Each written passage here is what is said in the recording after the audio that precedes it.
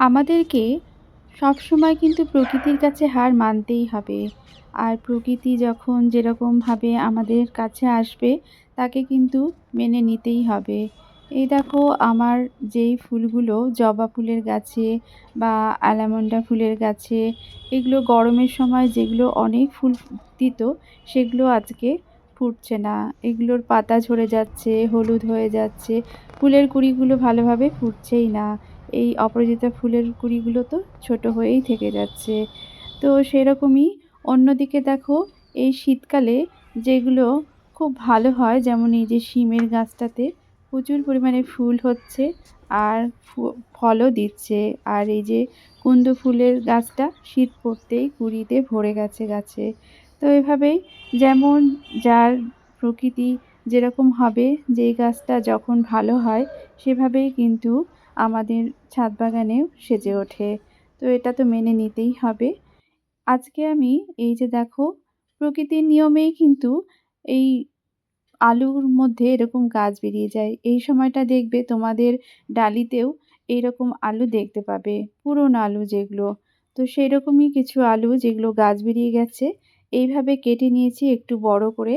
তারপরে দেখো এই যে যেখানে একটা দুটো টমেটোর গাছ আছে এই যে বস্তার মধ্যে, এখানে মাটির সাইডে অনেকটা মাটি আছে, তো আমি সাইডে সাইডে এগুলোকে লাগিয়ে দিব যাতে এখান থেকে কিছু শাকপাতা অন্ততপক্ষে পাওয়া যায়। তো এভাবে জিনিসগুলোকে ব্যবহার করে নিব। এগুলো তো ফেলেই দিতাম, কিছুটা একটু বড় করে নিয়েছি খালি চোচাটাকে, তারপরে এগুলোকে লাগিয়ে দিচ্ছি।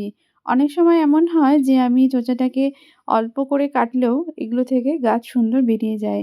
এরকম গাছ আমার অনেকগুলোই বেরিয়ে গেছে। তো আলুর শাক খেতে কিন্তু সবাই খুব ভালোবাসি আমরা। যারা খেয়ে দেখোনি তারা অবশ্যই খেয়ে দেখতে পারো।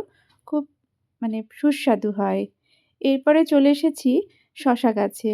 শশা গাছও শীতকালে বেশ ভালোই হচ্ছে আ এখনো পর্যন্ত। জানি না এরপরে কি হবে। তো দেখো অনেকটা জালি আমার এখনো আছে যেগুলো বড় হবে। আমি একটা শশা তুলে নিলাম। তো ছাদ বাগান মানে তো অনেক অনেক সবজি আমি পাবো সেটা তো আশা করা যায় না। আ তো একটু একটু করেই যদি আমরা ফসল পেয়ে যাই বা সবজি পেয়ে যাই, তাতে কিন্তু আমাদের একটা আলাদা মানসিক শান্তি পাই। এখানে ধনেপাতা আমি একদিন তুলেছিলাম। আর আজকেও যেহেতু রান্নাতে একটু ধনেপাতা আমার লাগবে, তো আমি তুলে নিচ্ছি। তো ছাদ বাগানে অল্প অল্প করে সবজি চাষ করলে কিন্তু আ তোমরা তোমাদের প্রয়োজনটা, তোমার রান্নাঘরের কিছুটা প্রয়োজন অন্ততপক্ষে মিটে যাবে।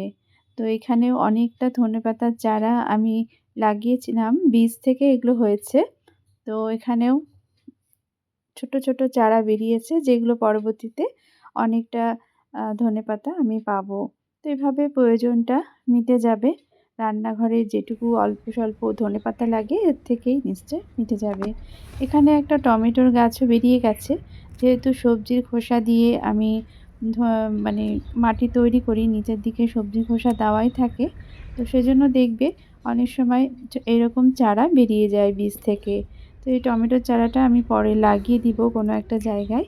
আজকে আজকে হয়তো হবে না, অন্য কোনো দিন। তো এই দেখো সকালবেলা একটু ধনেপাতা আর শসা নিয়ে চলে গেছিলাম। আর তারপরে আবার দুপুরের দিকে, খুব দুপুরে না একটু পরে, সকালের একটু শেষের দিকে আমি চলে এসেছিলাম। এই সময় রৌদ্রটা বেশ সুন্দর ঝলমল করছে। কয়েকদিন ঠান্ডার পরে আজকে বেশ সুন্দর রোদ হয়েছে। তো গায়ে রোদও লাগাচ্ছিলাম আর একটু কাজও করে ফেলছিলাম। কারণ কয়দিন এত ঠান্ডা ছিল ছাদে আসতেই পারছিলাম না। তো আজকে দেখো এই যে তারাগাঁদা ফুলের গাছটা আছে এটা বয়সের ভারে এখন আর ফুল দিচ্ছে না। তো এটাকে আর রাখবো না, কারণ এটা অনেকটা জায়গা নিয়ে নিচ্ছে। তো এটাকে এখন তুলে দিলাম। এরপরে এই যে লঙ্কা গাছটার কাছে চলে এসেছি। লঙ্কা গাছটাতে লঙ্কা হয়েছে প্রচুর। তো এখন আমি এগুলোকে তুলে নিব, কারণ এগুলো থাকলে নতুন ফুল হচ্ছে না। তো আমি এখন এই লঙ্কাগুলোকে যতটা আছে মোটামুটি বড় হয়েই গেছে, তো এগুলোকে তুলে নিব। তারপরে একটু খাবার দিব যাতে করে এখানে নতুন ফুল হয়। তো এভাবেই ছোট, ছোট জিনিসকে যদি আমরা খেয়াল করি তাহলে কিন্তু বাগান থেকে অল্প, অল্প করে কিছু না কিছু পেতেই থাকবো। বাগান কারো বড় না কারো ছোট সেগুলো না দেখে আমরা যদি এইভাবে প্রতিদিন বাগানের সঙ্গে থাকি তাহলে আমাদের একদিকে ছোট, ছোট জিনিস পা প্রাপ্তি হয় আর তার সাথে, সাথে এইরকম যে কাজ সেগুলোর সঙ্গে আমাদের যে মানসিক শান্তি থাকে। তো দেখো আজকে একটু মূলার শাক তুলে নিচ্ছি। আ এগুলো মূলোর শাকের মতো লাগছে কিন্তু সর্ষের শাকও হতে পারে। কারণ আমি আসলে যখন বীজটা ছড়িয়েছিলাম, কোনটা কোথায় ছড়িয়েছি ঠিক আমার মনে পড়ছে না। একবার তো মনে হচ্ছে এখানে সর্ষের শাকই লাগিয়েছি। তো যাই হোক এটাকে তুলে নিচ্ছি। আর এই যে গ্রো ব্যাগটা এখানে ২ টো টমেটোর গাছ আছে। তো এগুলো এই সাইডে থাকলে ভালোমতো রোদ পাচ্ছিল না।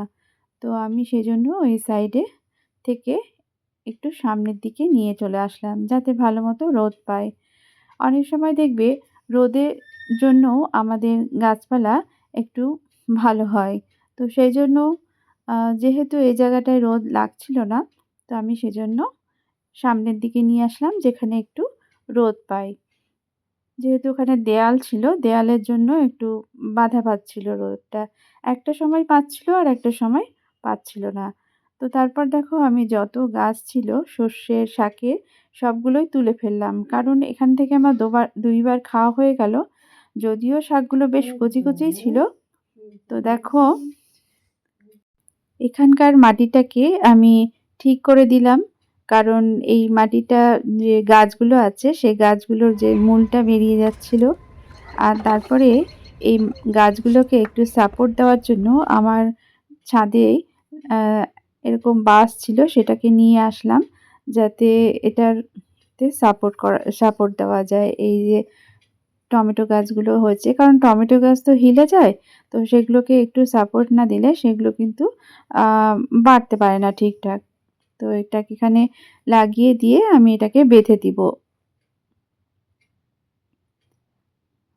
এই দেখতে পাচ্ছ এভাবে ২ টো গাছ আমার এখানে হয়েছে। দুটোকে সুন্দরভাবে বেঁধে দিব। এই তো এইভাবে সুন্দরভাবে আমি কাজটা করে নিলাম। আর এই যে ডালপালাগুলো আছে সেগুলো পরে মাটির সঙ্গে মিশিয়ে দিব। আর যেগুলো একটু কচি, কচি ডাল আছে সেই ডালগুলোকে আমি নিয়ে নিয়েছি। হয়তো ঘন্টর মধ্যে দিয়ে দিতে পারবো। এবারে চলে এসেছি একটু পুজোর ফুল নিতে। শাক তোলা তো হয়ে গেছে, এবার পুজোর ফুলটা নিয়ে নিব।